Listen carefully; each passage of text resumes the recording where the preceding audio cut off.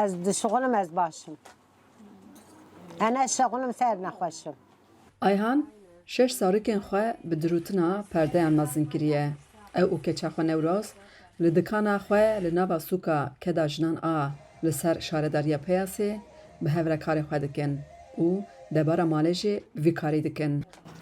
خايلم بيرك قش بشغله مجادله خنو مالا خو بكر چمكي وربويه انسان كي نكان له قمريا مزك مجادله مالا خو بكر برا مرف محتاج كسي نبه برا چاوي مرف نل جوا كسي به نل سفرا كسي به چمكي مرف بعلم ايش خو كار خو هر تشتي خود تدكي احتياجاتش كسي تنيه Ayhan pir kêfxweş e ku ji bo debara jiyana xwe minetê ji kesî nagire.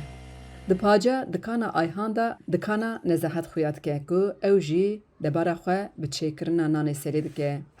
Feyda ve çarşı çağış meraye. Beri destek ben meri kuvvet kir. Em gava hatın vra me peri kazanç kir. Merse piyo sekine. Ana gava çarşı desin medakın. Fakat şki piye mepşkenim yani.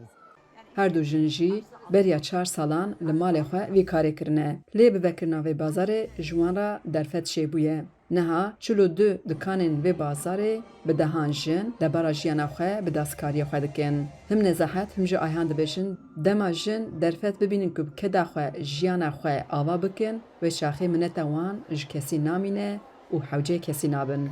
Em bir mala xu mezhebi xudnir hatta evari küfetê med ani çibaniye mevît kir. Gotu bêjî elmalê bisekinim ez ê çêbim eşewa merê min midnê re wa îdare dibe çim wisa nabe.